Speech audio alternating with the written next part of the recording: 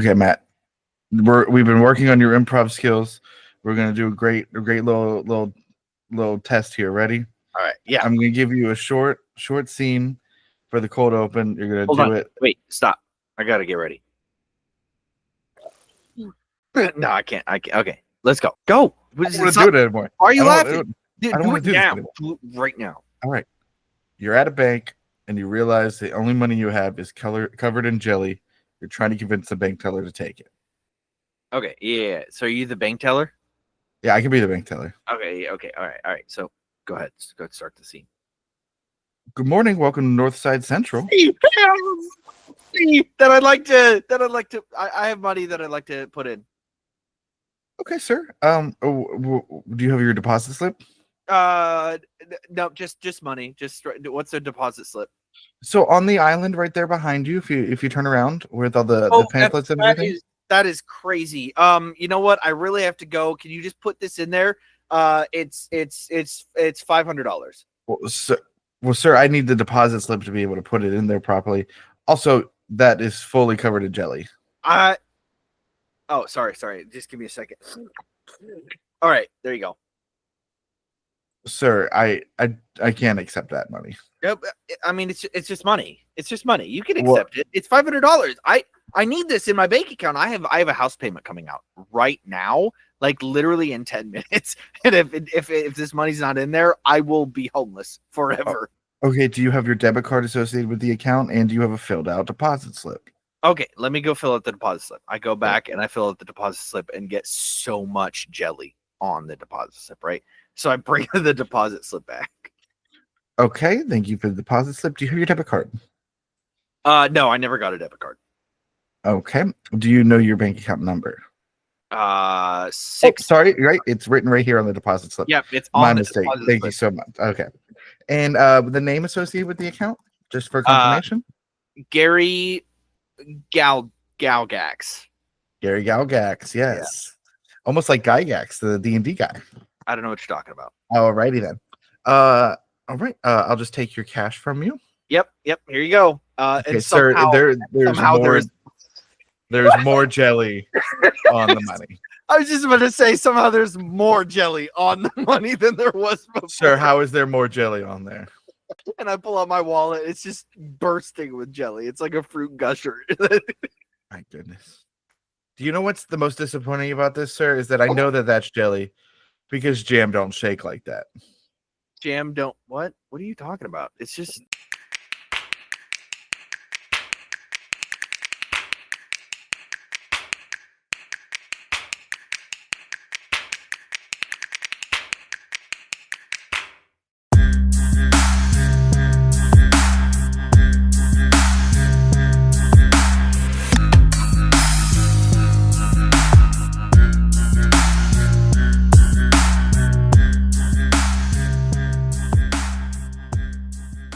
Welcome to the Garlic Boys podcast, where we treat friendship like a good recipe treats garlic. You can never have too much of it.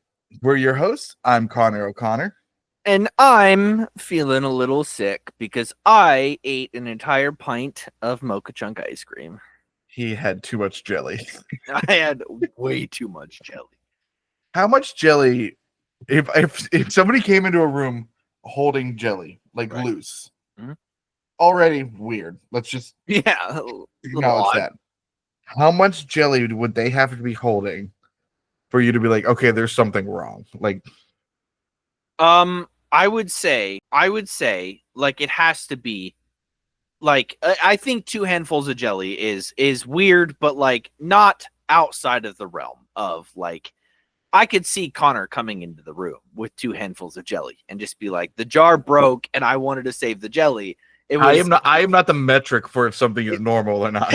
It was a $7 jar of jelly, and I needed to save as much as I could, and the jar broke. So this is the jelly that we have left. You have a container to put that in. You have known me for how long? You think I'm spending $7 on a jar of jelly? But if it's like coming out of their pockets and it's like they're slipping on it as they come into the room, and I could see a trail of it going down the hallway, that's the concerning point. That's a slug. That's not a person anymore. You've had a conversation with a giant slug, and the world is being overtaken. Hello, I am Connor, and I have a bunch of jelly that I need to give you. It definitely doesn't turn you into a slug person. Yes, and if you could point me to your queen. Whoever your leader is, I would love to have a conversation with them and maybe give them some jelly. Just some sweet jelly. I have a bone to pick, right, with jelly donuts, right?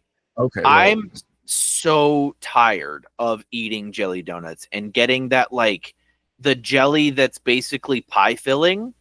Like, that's way too sweet. Like I eat that and I kind of want to vomit because it's like it's too much, right? But when you put like jelly preserves in there, like it's actual like jam, that's where it's at, right? Have you ever considered just not eating a jelly donut and having a real donut? But I really like jelly donuts. Of course you do. I just feel like Dunkin' Donuts and Krispy Kreme, they have like weird jelly. I don't want to keep harping on what you got your degree in, but this is the most cop-coded complaint I think you've done so far on this show. What do you mean? Just a guy in a full patrol outfit going, "Hey guys, don't you just hate how these donuts are too full of jelly? It keeps my clip-on tie." Isn't that crazy? I don't wear a clip-on tie anymore. Crazy bass riff happening behind me as I do the stand-up set. Don't you guys just hate it? You misplace your taser in your donut box. Boom, boom, boom, boom, boom, boom. So the other, I just had a peanut. I know you can't eat this. So I'll just have to explain in details of ecstasy how I was feeling, right? I had a peanut butter and jelly donut, right? So it had that thin peanut butter filling that's not like too thick, peanut buttery, but it's like the peanut butter filling, and the jelly was like just like your normal jelly donut jelly. Holy guacamole. Again, you'll never be able to experience the level of ecstasy I was on from eating this donut. But it was so dang. Have you ever had Clark's Donuts? I don't believe I've had. You're not like I don't think they've reached as far down as Pittsburgh. And if they have, I may just be wrong. But Pittsburgh's huge. You might miss it even if it isn't Pittsburgh. Regardless, it's kind of like the local area donut, right? That's like real homemade donuts. And that my one coworker gets it like every week. He'll bring in a box of donuts, and it's always from Clark's, and it's so dang good. So good. My first week I was on, and they were like, "Hey, go ahead, pick whatever donut you want." And I'm like, "Well, what is there?" And they're like, "Well, there's this. There's an apple fritter." And I'm like, "Apple fritter, like I'll take it." And they're like, I didn't even hesitate. I don't care about the rest of you guys. I want the apple fritter. Okay, I'm sorry. I just need to clarify this for this conversation. Are you counting an apple fritter as a jelly donut? No, not as a jelly donut. Great. It doesn't have any jelly in it. What do you mean? Well, that's why I need to confirm, because you're talking about all these different donuts with pie fillings. Right. An apple fritter is a pie filling. Now I'm just talking about. Oh, you're riffing about the other donuts now. We're not even on that anymore. Entirely. And technically, apple fritters aren't donuts; they're fritters, but like they usually come with donuts, right? Like they're commonly seen.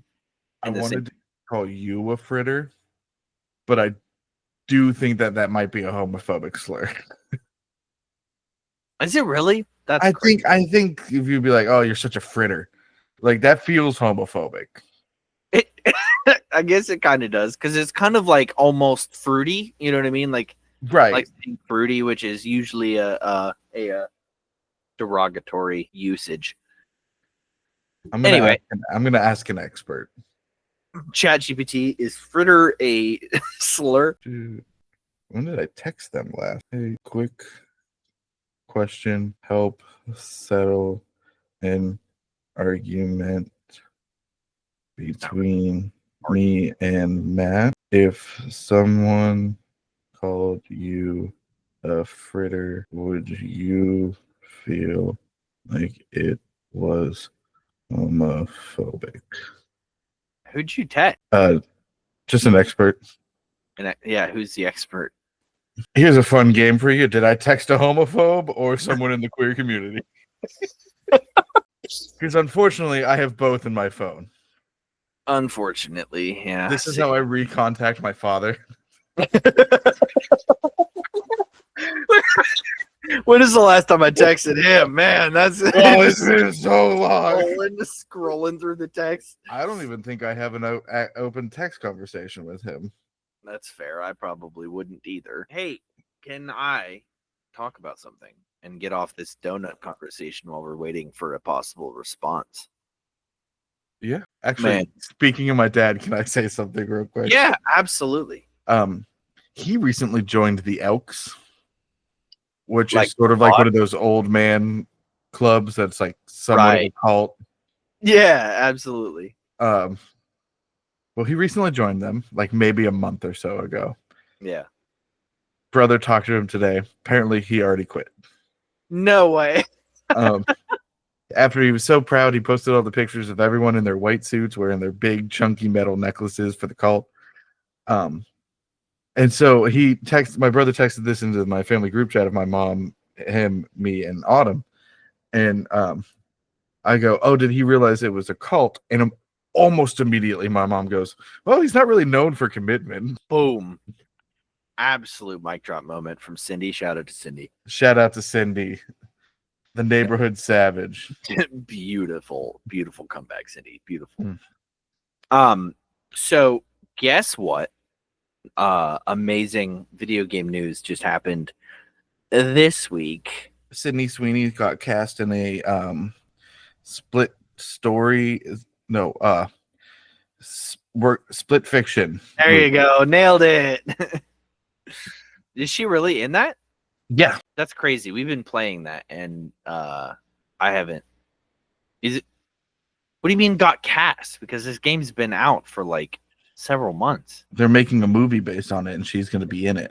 Movie. Oh man, that's crazy. There's actually a lot of movie casting news that maybe we should think about discussing at some point. But regardless, Split Fiction is amazing. I bought it and Mia and I have kind of started playing it.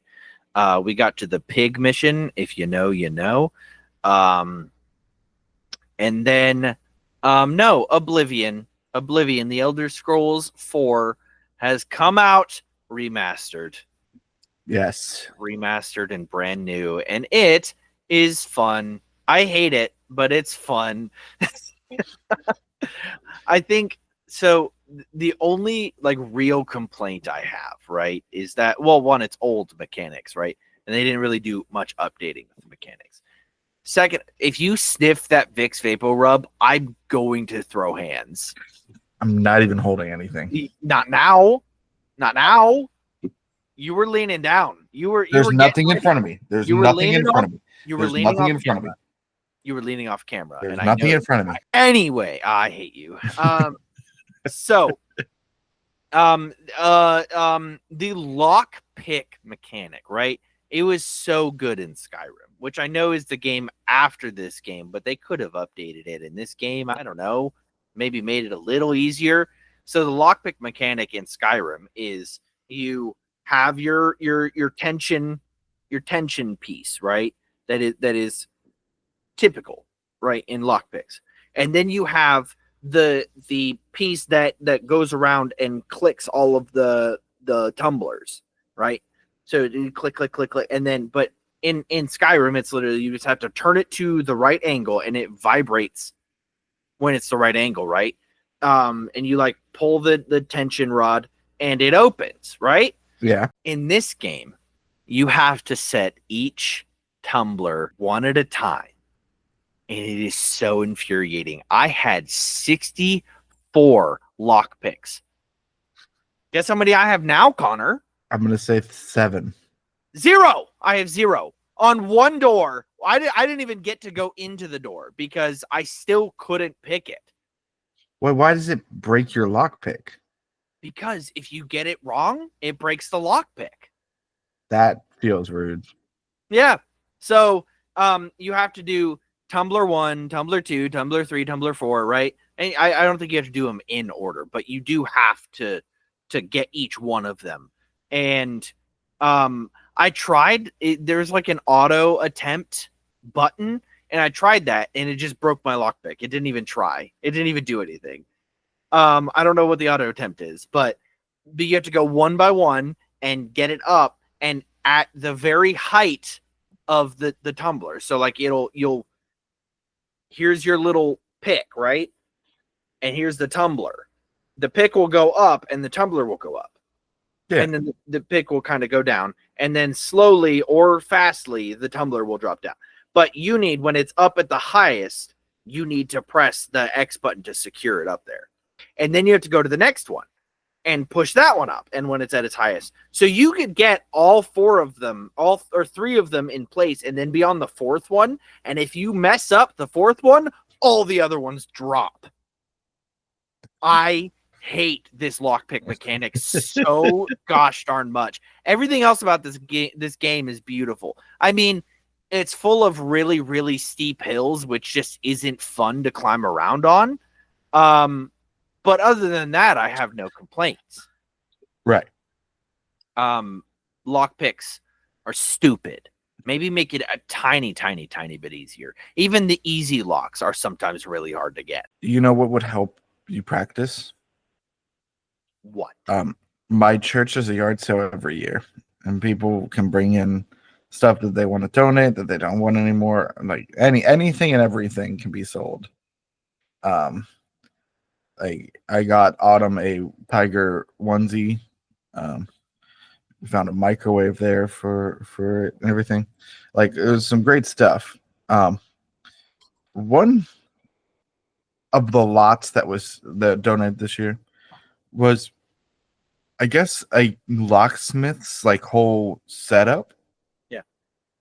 Because not only are there like a bunch of doorknobs and like fixtures and stuff that you can like get and replace and everything, there was a whole rack kiosk like you'd see in a hardware store full of blank keys that was donated, and then more boxes of blank keys just around the space and everything. There was like a whole chest that everything was kept in, it looks like. And the biggest thing, the coolest thing that I found was a set, like a case that had all the pins and springs in for you to set your own lock.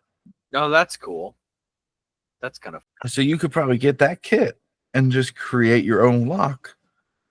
And so you could actually get good at picking a lock. So in real life, I follow the lock picking lawyer. I know how to pick locks. The Master Lock 674 can be opened with another Master Lock 674. I've never seen any company be more embarrassed than Master Lock, and like also just a bunch of these other lock companies. The lock picking lawyer is insane with lock picking. Obliterates every single lock. This is the Series 965 that's supposed to be unpickable, and then in 2 seconds he picks it. It's the most secure, most high-end lock that you can get on the market. Oh, look, I have it open. I have a wet spaghetti noodle in here. Let's see how quickly I can do it. Oh, let me try it again just so you can see what I did there. I stick it in and turn left, and it unlocks. Yeah, exactly. I know exactly how to lock pick, right? So, like, if I was in that situation, I would totally crush it. But this is a video game, Connor. This isn't the same as lock picking. It could be in real life. If you believe in your heart, What's really funny is in the original Skyrim, the locks were the traditional keyhole locks, like with the hole at the top and then a little skirt at the bottom. But we were still... No, wait. Were they? Crap. Maybe they weren't. I feel like they were. No, you know what? They weren't. They definitely weren't. You know what? I'm thinking of something different. But like those don't have the traditional tumbler lock, which means that the lock pick wouldn't actually work on those. But I think I'm wrong. That's okay. Yeah. You're allowed to be wrong. I really shouldn't have eaten a pint of ice cream. That was probably pretty stupid. Yeah, I'm about to order food because I'm sitting here starving. Why don't you talk for a little bit while I think about this? Yeah. So, I just wanted to come on here and talk about something that is so important and near and dear to my heart. It doesn't say anything. It's because my heart is empty and it's a black hole and there's nothing near and dear to it because it will just get sucked in.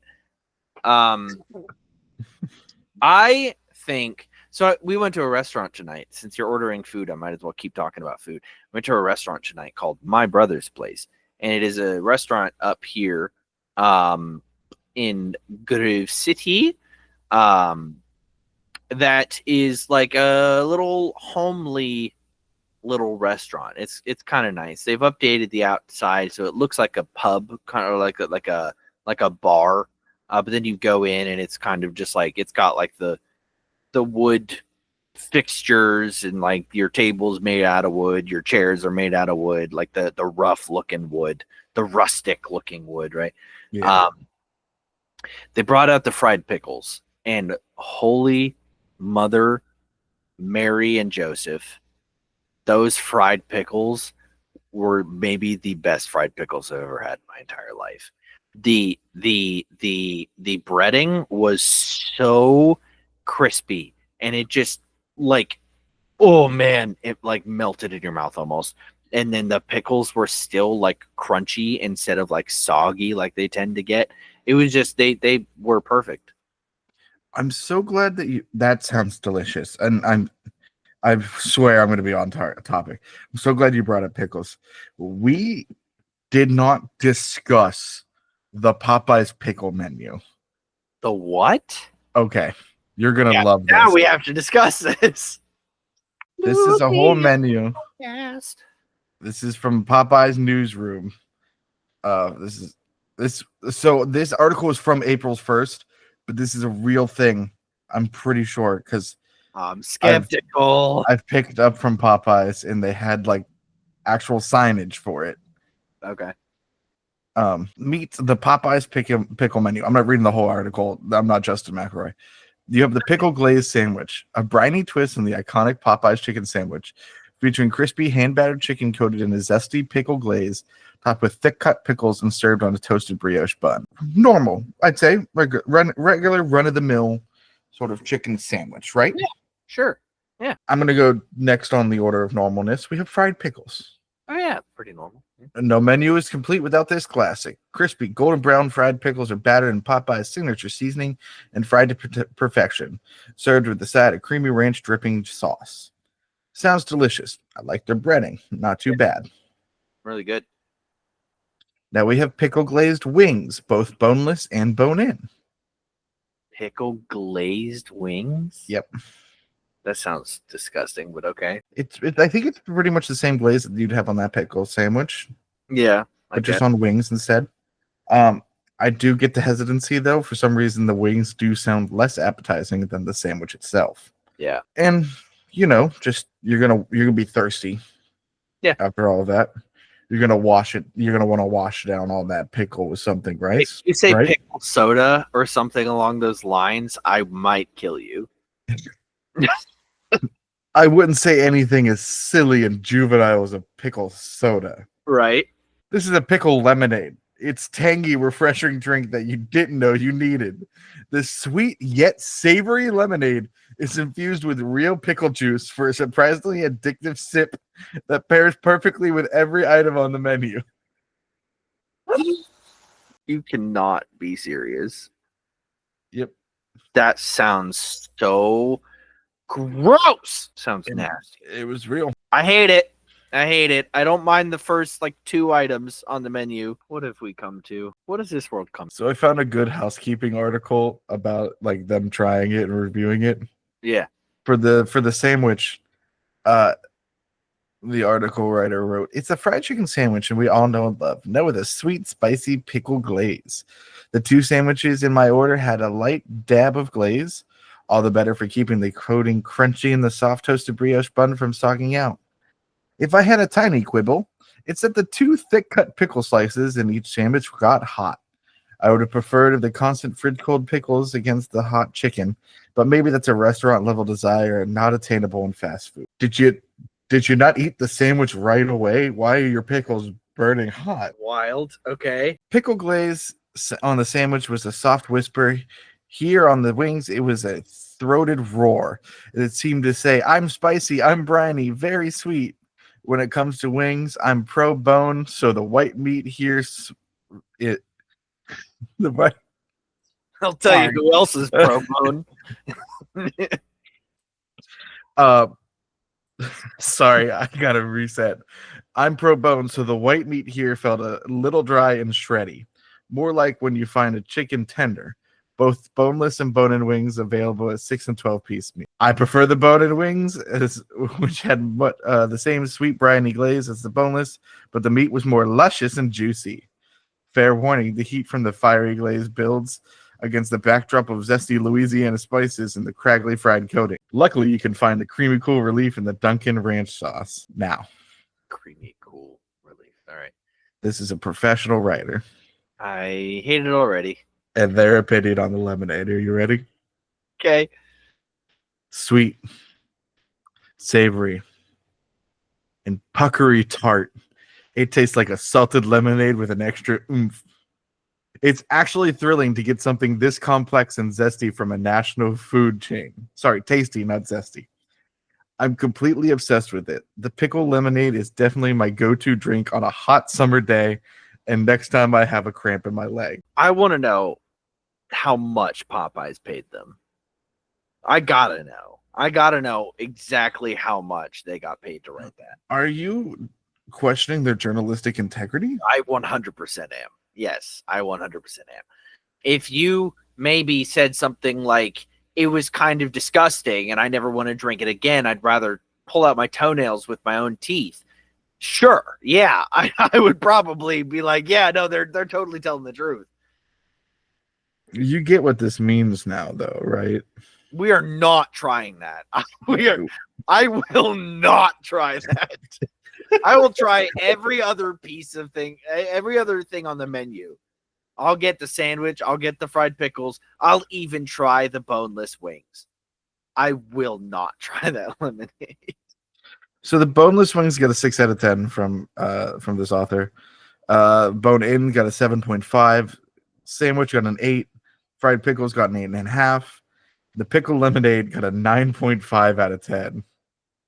Oh, they got paid. They got paid so hard. Is it the same writer for all of the reviews for that you read?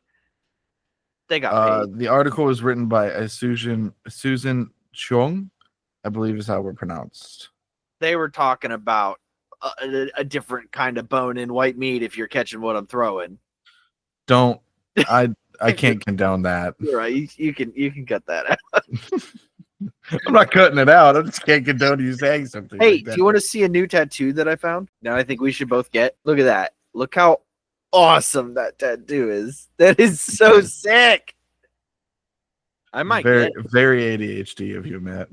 I might just get it. I don't know why I went on Pinterest. Like, I just thought about going on Pinterest, and I think it's because I'm obsessed with social media, even though I got rid of all of my social media. So it's a good possibility. When I'm bored, which was me when you were talking about pickle food and drink, that is when I tend to go on my phone. Dude. So The Last of Us has come out for a new season. I am still obsessed with it, even after all this time. I love it. It was so good. I mean, it was terrible. I cried my eyes out, but it was so good. Did you watch it cry? Did you watch the first season? No. Okay, so you have no interest in this. I cried. I knew it was going to happen because I played the game like a good little fan. Good fan. Literally one of my favorite game. I don't even want to say series because it's 2 games, but like literally one of my favorite stories of all time. Like, it is such a good dang story. One of the best like zombie-esque stories out there. And game 2, part 2 was amazing, and all of you haters can suck a big old toe, suck a big old clicker's face. So season 2 has kicked off, and it has been already so dang incredible. I did cry on episode 2. You asked why? Because Joel was brutally murdered. Spoilers, I should have said.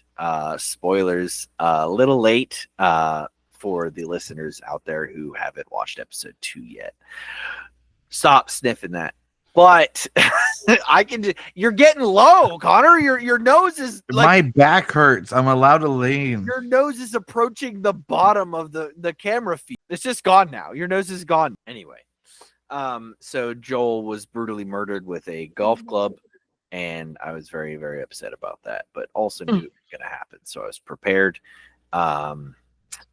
Man, are the actors good this season? Ellie, phenomenal. They are playing Ellie so dang well. The girl who's playing Abby, the like antagonist, I guess, of this season, Caitlin Deaver, she was the daughter in Last Man Standing with Tim Allen, the youngest daughter.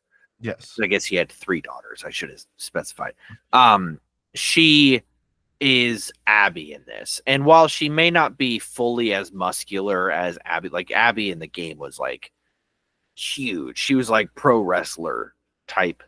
What are you shocked about right now? Well, okay. Well, let me see if it'll redo this so I can show you. Mm-hmm. I wanted to be able to contribute and follow along with information. Absolutely. So I Googled The Last of Us. Okay. I noticed at the bottom of my screen here, there's a little mushroom. There's a little mushroom. Okay. I click on it. Oh, that's cool.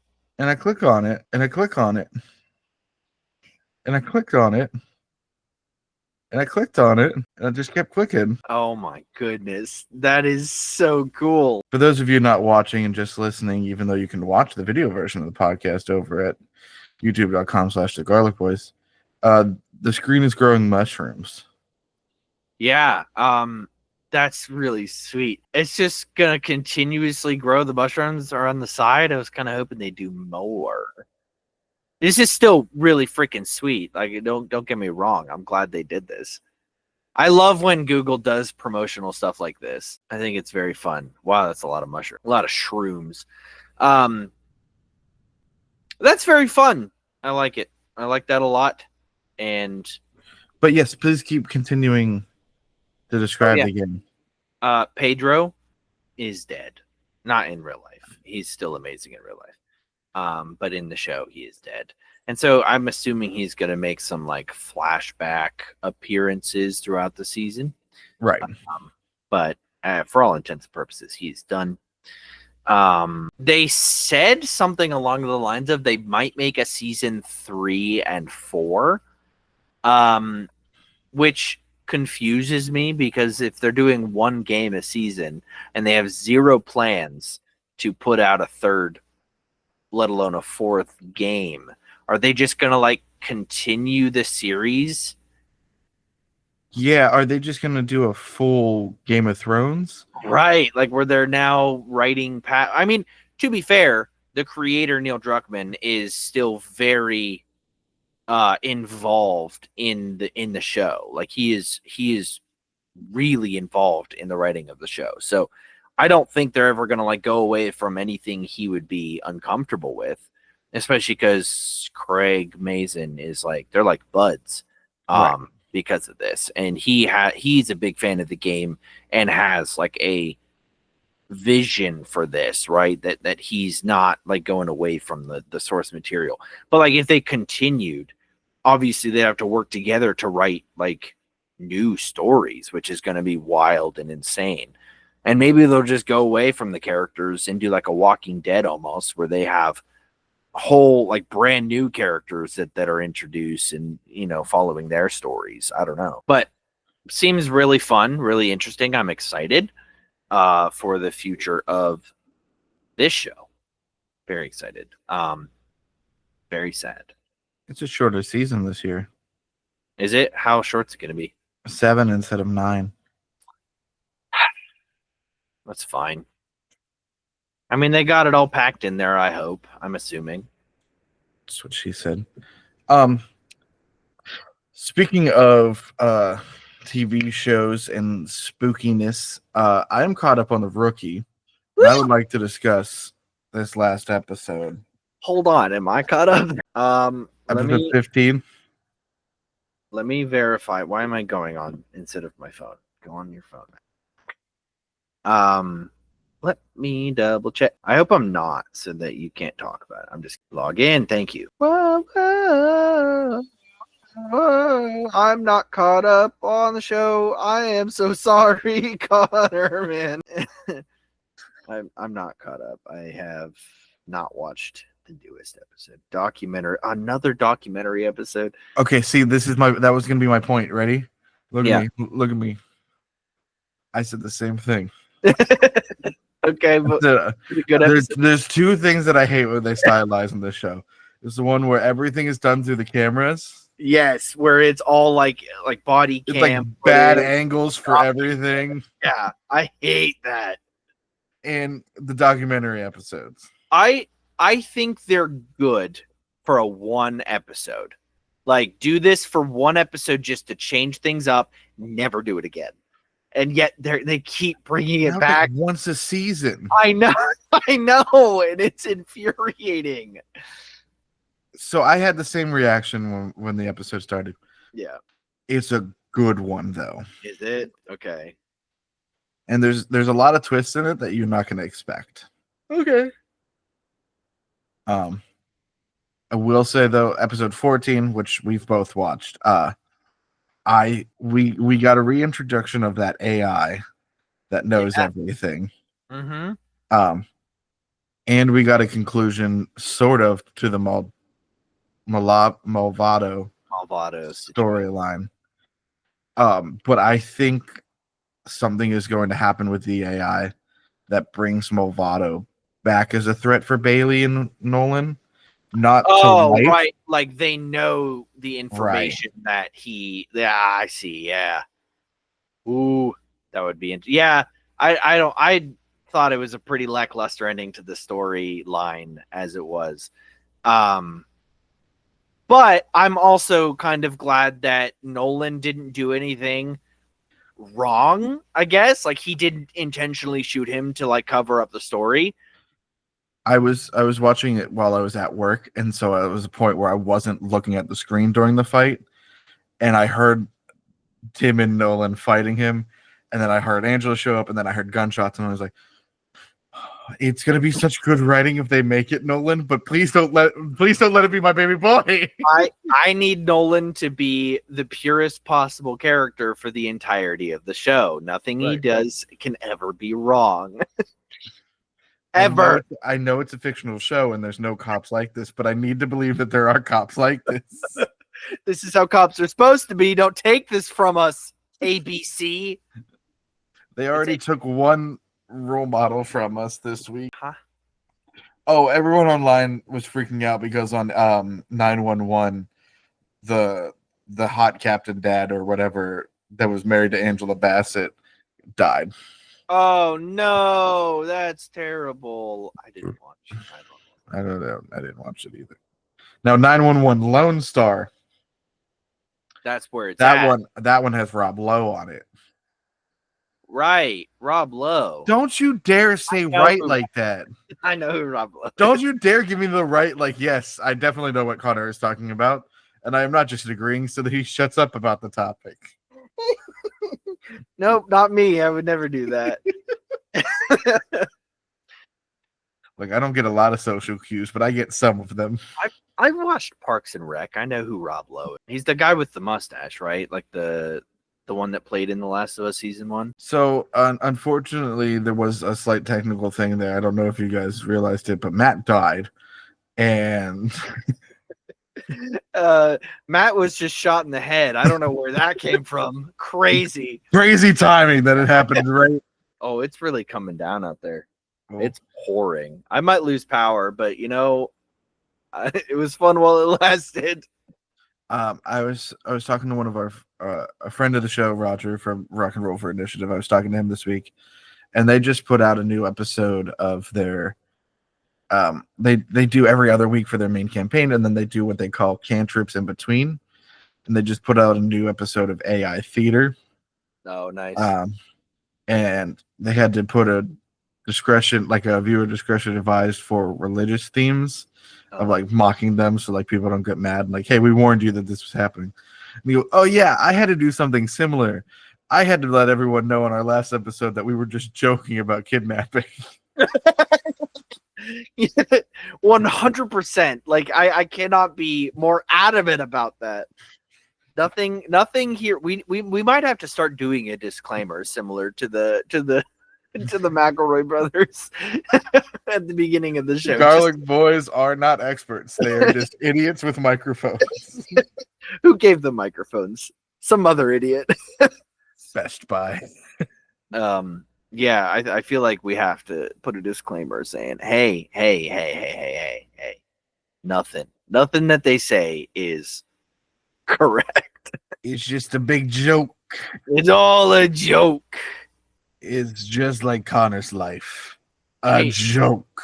Hey, so I got this new RPG game, right? And my family and we're going to start playing it, right? It's called Land of Eam. And I might have talked about it on the show before, but regardless. You literally did last week. I've been practicing my Muppet voices, right? Okay. Because I'm going to try and bring in some subtle Muppet references because it is described as Muppets meets Lord of the Rings. So I have to have a little bit of Muppets reference, right? Sure. So I just wanted to show you my Fozzie Bear impression. So would you listen for a moment? Yeah, I got you. All right. Hey, I'm Fozzie Bear. I knew you were gonna do it. And it's still like, oh, I can't wait to hear what he's come up with. I think it's gonna be. This is gonna be a really good one. No, I was actually saying some pretty uncouth things as Kermit the Frog last night at work, and my coworkers are like, "What are you doing?" Okay, kids, let's learn how to make a hydrogen bomb. I've been having a lot of fun. Kermit the Frog is one of the funnest to do, especially because I know you remember them, but I just feel like I have to say, you remember crap, names, forgot them. Somebody that you were friends with in college. That does not narrow it down. Blonde hair, dated the Irish guy. Ronnie, thank you. I'm sorry, Ronnie, if you listen to this, which you probably don't, but I forgot your name. Regardless, Ronnie hates Kermit the Frog. I think she said she hates Muppets, like just in general. And I was doing a Kermit the Frog voice, and she was like freaking, like it was like a phobia. Like she was freaking out when I was doing the Kermit the Frog voice, and I felt horrible, but also it was funny. I like when people freak out about their worst and terrible fears. I'm a terrible person. What would it sound like if Kermit the Frog was going to get his morning coffee order? Do you want to do this right now? Yeah. All right, so let's improv. You're the barista taking my order, and I'm Kermit the Frog. Hi there, welcome to the Morning Bean. What can I get started for you? Hey, I'm Kermit the Frog. Matt. No, that wasn't Kermit. You can blame Jackie for this. This is all Jackie's. That was Fozzie Bear. I don't know, man. They sound so similar. Okay, all right. Sorry. Good. Let's start this one more time. Okay. Hi there. Morning. Welcome to the Morning Bean. What can I get started for you? Hey, I'd like a Miss Piggy and a shot of Foggy Bear. Fozzie Bear. Sure thing. One ham sandwich and an Americana latte. Anything else for you today? Could you put a little juice in that, Miss Piggy, please? What? I don't know if I can put juice on okay. All right, hold on. I have something that I can and I hand you a little bottle of some Oh. unidentified white liquid. Okay. Well, so that's not really kitchen safe, so I can't put it on myself. But you can always add whatever you'd like to your sandwich. No, I kind of wanted to watch.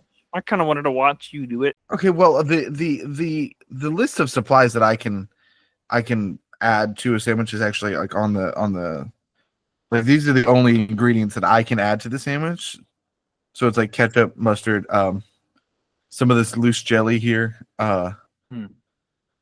I can't really add anything else.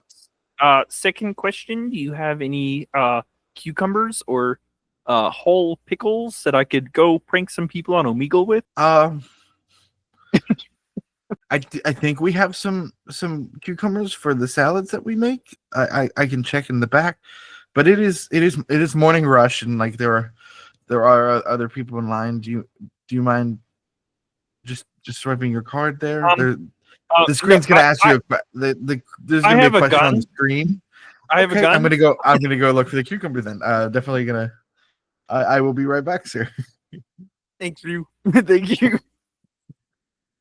I'm sorry. Did you just take the Michael Scott approach to improv and just say I have a gun? No. Maybe. Isn't that what he does? I'm pretty sure it's something like that.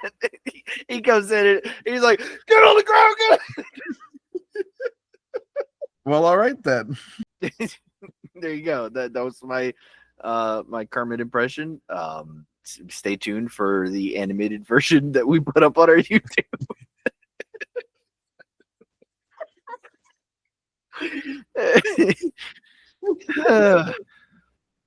Please, if somebody out there can animate that, I'll pay you. It may be like $10, but I'll pay you.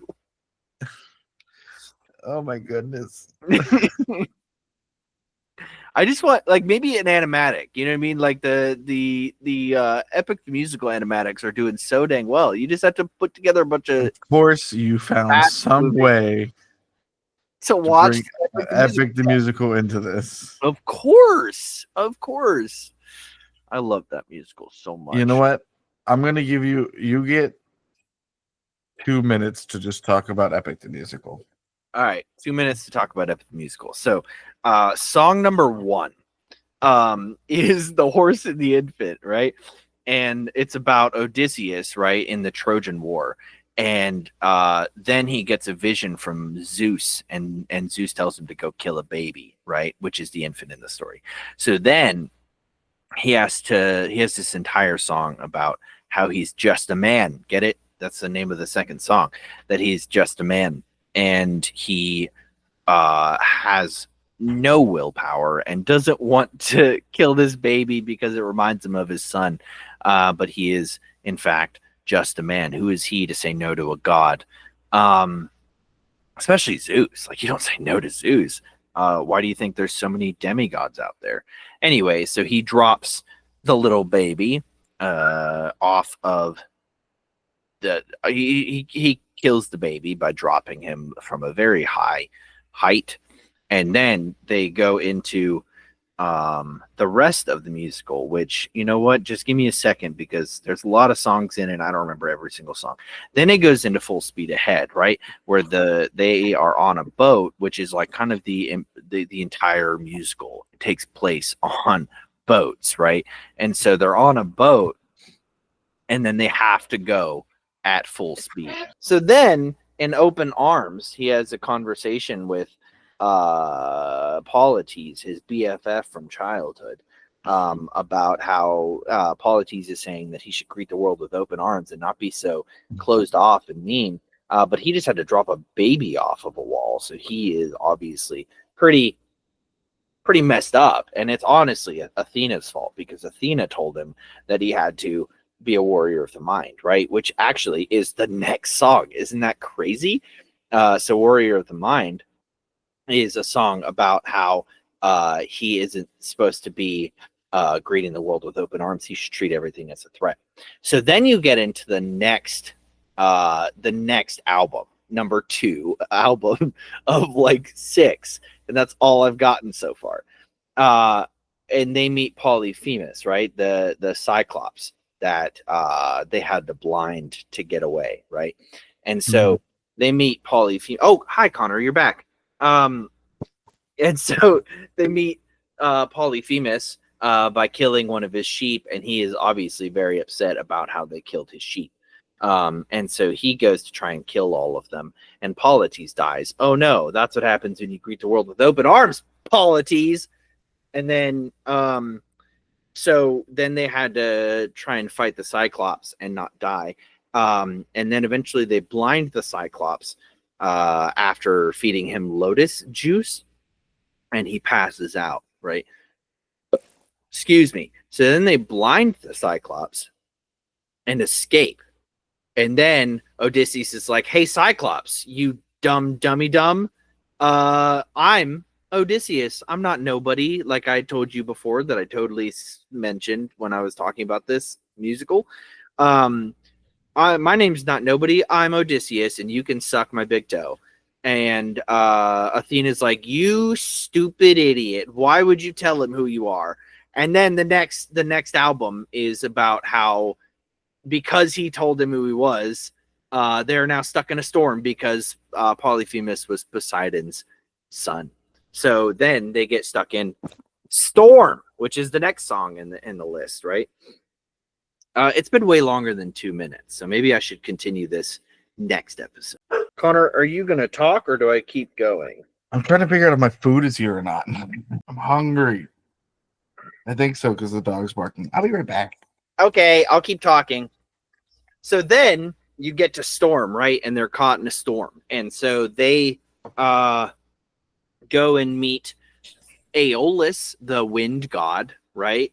And they talk to Aeolus, and they're like, hey, can you just chill for like 2 seconds? They're like, hey, maybe you could help us get through this storm, right?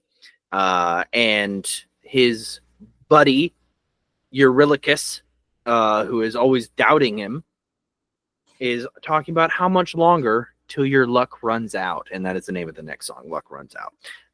And so there's this entire song about him doubting Odysseus when Odysseus has gotten them through a lot of stuff. Yes, Polites died, but that's not Odysseus' fault. It's Polites for getting in the way of the Cyclops' club. Gosh. And then there's Keep Your Friends Close, right? And they're actually talking to Aeolus. And she says, hey, here's a wind bag. This has the storm trapped inside of it. Hey, don't open it. And then she sends her little minions to go tell the crew of the ship that there's treasure inside of the bag, making him fail. And so he tries to stay awake and doesn't stay awake. He ends up falling asleep, and they go and open the wind bag. And then they get blown off course when they were so dang close to home. They get blown off course, and Poseidon shows up and sings Ruthlessness, which is the song that started it all. I'm just kidding. It's like the 13th song in the music. But then he sings Ruthlessness and tries to kill Odysseus, and then Odysseus uses whatever wind was left in the bag to escape. And that's where we will leave off this week. Thank you for listening, ladies and gentlemen, and everything in between. Wow, what a great story. Thanks for telling me. Guess what movie I saw in theaters this week? Did you go see Sinners? No, not yet. Dang it. I want to watch that so bad. Like, I have never wanted to go to the theater more since, like, Endgame, basically. Why'd you say dang it then? Because we can just go see it together. Oh, that's fair. Yeah, okay. I thought that's what you were going to talk about, and I was excited to talk. No. But what'd you see? A little movie, like an indie flick, you know. Star Wars Episode 3, Revenge of the Sith. Oh, well, I've never heard of that. What is that about? Is that a new Star Wars film? I think it was a little older, but it was pretty good. Why would they put out an older movie now? Did they just like not release it back then? No, they did. Unfortunately. Unfortunately.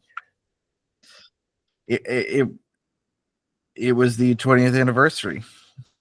Whoa, of a movie I've never heard of? That is crazy. Why would they put it out in theaters all over again? Because they wanted to make more money off of it.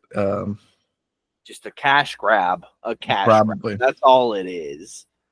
Do you know how cool it is to watch that movie on a movie screen, though? It's probably really cool. I can imagine. That would be awesome. I really had to poop right as the lightsaber fight at the end happens. I'm like, I just want to see him die. He's just gotta die, and then I can go. It was nice though. You really tell how bad the CGI was.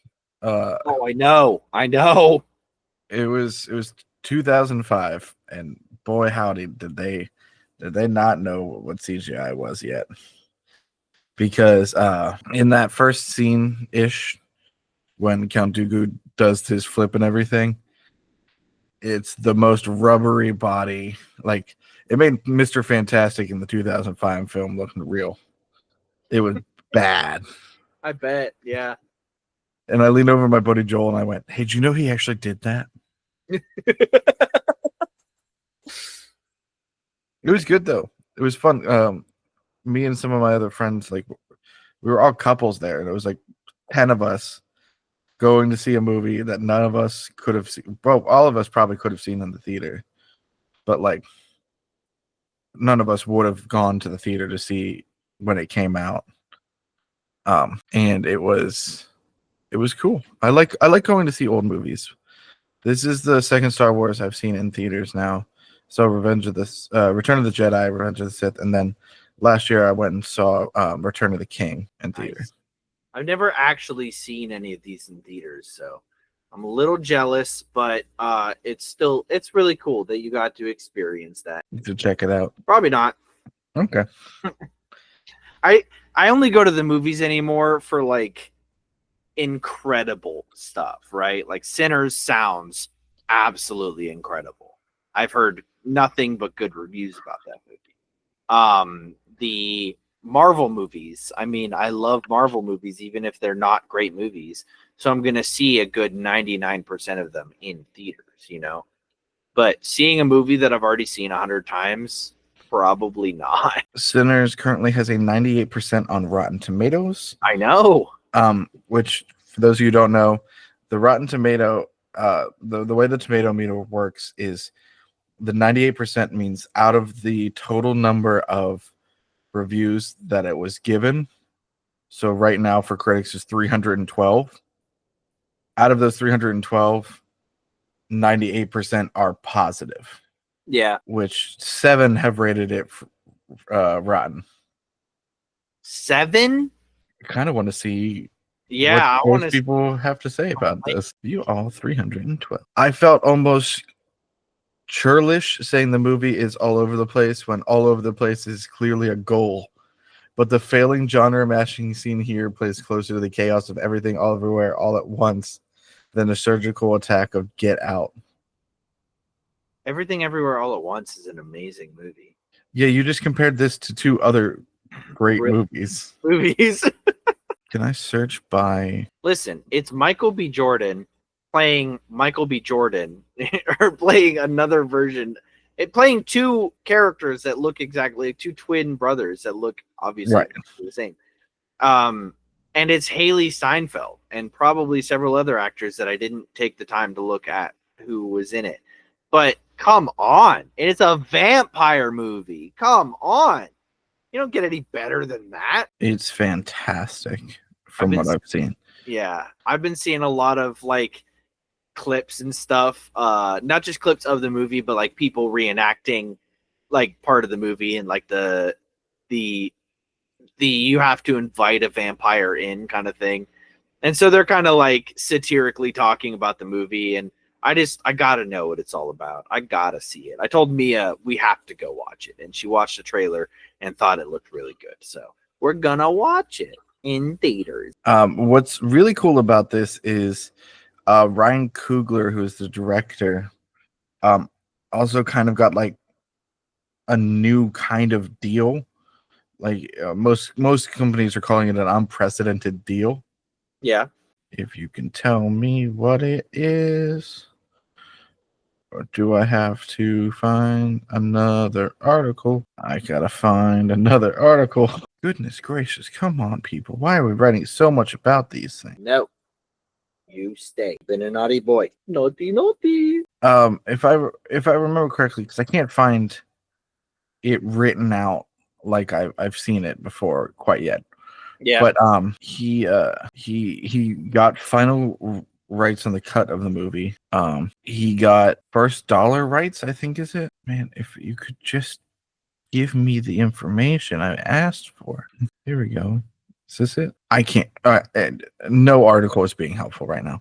I think he got like first dollar rights where like he gets a little bit more on the movie for it and everything. But the biggest thing is in 25 years, the ownership rights revert back to him.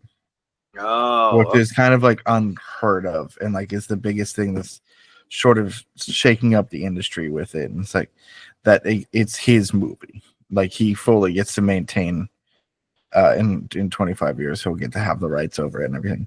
And plus he got to have final rights on it, which studios always have things to say. That's how good movies get bad. I mean, most Josh Trank and David Ayer say that's the reason why their movies at the Fantastic Four and Suicide Squad respectively were bad, as the studio had notes, came in, made them change everything and things like that. Yeah. So it also is nice to know that like black filmmaker gets to actually have his vision put to screen. Everyone gets to see exactly what he wanted without any other like insight and control. Yeah. It's good to see. It's good to see, right? I mean, not only a black writer, but just like an original movie, like a movie that isn't like part of a universe or a series, as far as I'm aware, right? It's just like an original movie.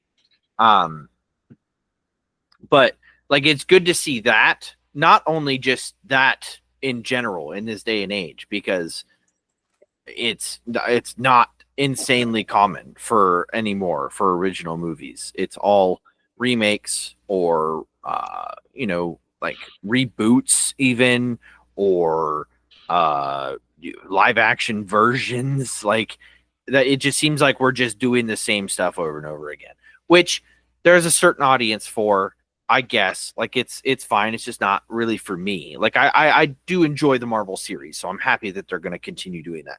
But like, how many times can you do the Batman story in a different way for it to be, feel new and feel exciting? How many times can you do the Superman story, the Spider-Man story? You know what I mean? Like, it feels like they're redoing stuff all the time. And this being like an original movie and it doing well is so exciting to me. But like, this is what we've talked about though before, and like this is why when you have original movies that like, oh, that one seems really interesting to me, like then you should go to the theater and see it. Yes, absolutely. This movie only had a budget of $90 million. Oh, really? And so like if you compare that to like most big budget movies nowadays, like that's not a lot.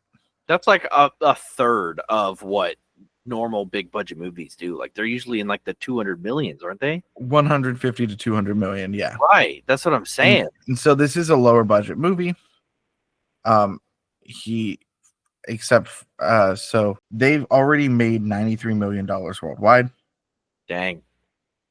Doesn't make the movie profitable yet, because you have to at least most conventional wisdom in Hollywood is that you need to make back at least double what you spent on the movie, right? Because then that covers the advertising costs, and like that's when you really start making a profitable movie. But like we talked about this back when I went and saw Novocaine. Great movie, original idea, great cast, great characters, great, well-written original movie. No one went to see it. Right. It was a little bit more expensive as a movie, I think. I think maybe it was 120 million instead of 90. I could be wrong on that. But like, certainly from what I've seen, it's not on the same like cinematic level, sure. But like if you're someone that's like, oh, there's nothing original anymore, and you're not going to see something just because it has bad word of mouth, then what you're doing is not saying, oh, there's nothing original anymore. It's that, oh, my taste is only dictated by what's popular. Yeah. And I don't like what's popular. Yeah. Because you're like, oh, I like cool vampire movie with sexy man and sexy girl. But you don't want to see an original movie where there's a lovable, quirky guy that tries to get the girl. Like, yeah, we've seen that before, but we've also seen vampires many times before. Right. It's just how they're presented and skinned. This one is a little different, yes, because it's 1920s South antebellum, if I'm right. Right. Which is such a cool, like, vampire era. Like, that's such a cool concept for vampires. I love it. Compared to nerdy white guy is able to charm a girl, but he also just can't feel pain, so we're going to have an action movie. Right. Doesn't seem as cool on paper. Is very cool, and I'm mad people didn't go see it more. Yeah. That being said, I'm breaking my movie strike. It's not even really a movie. It's like it's a movie fast, right? Yeah. I'm fasting from movies, like seeing it in theaters, because I just don't. We've talked about it. I'm not going to rehash it. I just don't. I don't want to, for lack of like to boil it down. I don't want to go to the theaters, but for certain movies that not only do I want to do well, but that look really, really awesome, I'm gonna break that fast. You know, get a little breakfast at the movies. Right. That's gonna be me. So I'm excited. We'll have to try and plan something soon so we can see it. Mia and I, speaking of movies, have been discussing going to the drive-in theater this summer. I haven't been to a drive-in in so long. I was maybe in middle school whenever I went to a drive-in last. So excited. Very excited. This summer is going to be a summer to remember. It'll be a fun little date night. Yeah. You want to come with? No. It's in Butler. Thank you so much for listening. I will consider it, actually. I like movies.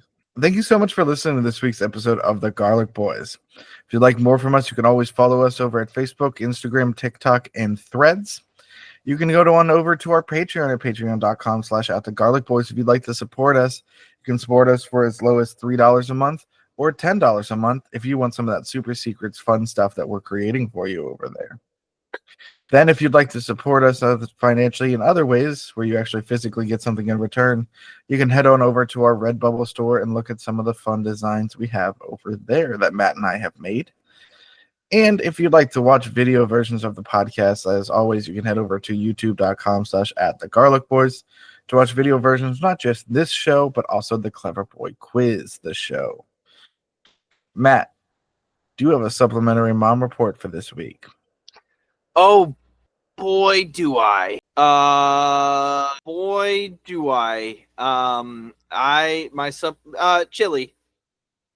Chili, right there. Your boy cat? No, Chili, the mom. Oh, okay. Right out. The boy cat is. I got it. I figured it out. I'm gonna shout out Cindy again, just because it was such an epic burn on my father. Shout out to Cindy. Sorry, my father. He's not watching this. Yeah.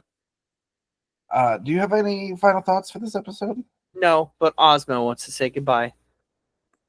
Goodbye. Goodbye. This is me. I'm a cat. You see me? I'm a cat. I'm saying goodbye. Well, thank you so much for listening, and remember, as always, to stay garlicky.